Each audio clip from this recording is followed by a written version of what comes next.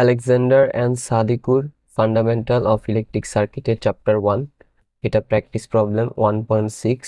কোশ্চেনে বলছে a home electric heater draws 12 ampere when connected to 150 volt outlet. That means এখানে বলতে চাচ্ছে একটা ইলেকট্রিক হিটার আছে, আমরা ধরলাম এটা হচ্ছে সেই ইলেকট্রিক হিটারটা।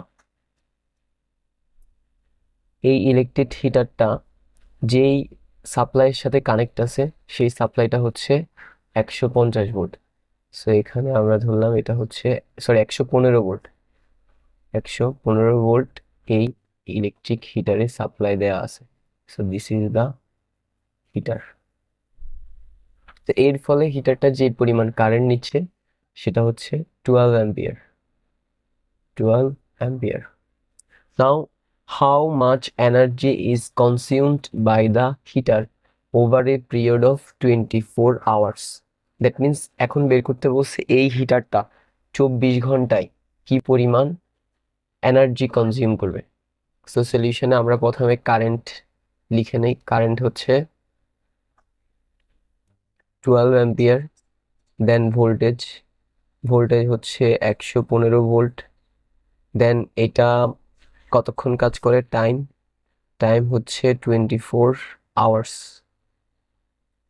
ওকে, আওয়ার্স এখানে আমরা জানি সময়ের স্ট্যান্ডার্ড যে একক সেটা সেকেন্ড, তাহলে আওয়ার্সকে যদি সেকেন্ডে নিয়ে যেতে চাই 3600 বা 3600 দিয়ে গুণ করতে হবে, তাহলে এটা কত আসবে 24 ইন্টু 3600 ইকুয়াল 24 ইন্টু 3600 86400 86400 সেকেন্ড। ওকে, এবার আমরা এটার এনার্জি কি পরিমাণ এনার্জি কনজিউম করে সেটা লিখব। তার আগে আমরা পাওয়ার বের করবো। এটার পাওয়ার ইকুয়াল আমরা জানি ভিআই, মানে হচ্ছে এই হিটারটার রেটেড পাওয়ার কত।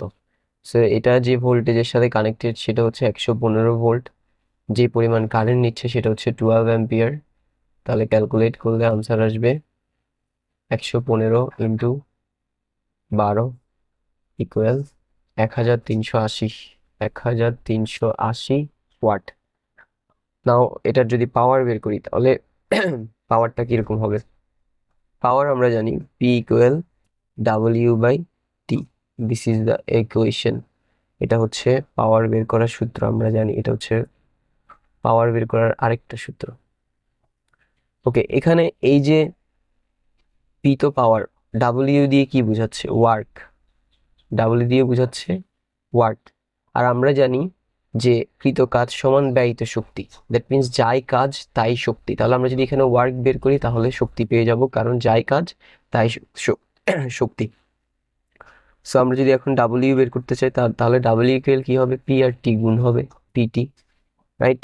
সো পি এর মান যদি বসাই দেই, পি এর মান হচ্ছে 1380 ওয়াট। এই 1380 ওয়াট এটার মানে কি বুঝায়, এটার মানে বুঝায় বাল্বটা যদি 1 সেকেন্ড কাজ করে তাহলে সে 1380 জুল ইলেকট্রিসিটি খরচ করবে।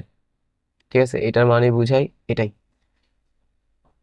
সো আমাদের এখানে যে পাওয়ারটা সেটা হচ্ছে কত, 1380, আর যে সময় হিটারটা কতক্ষণ কাজ করে, এত সেকেন্ড, 86400।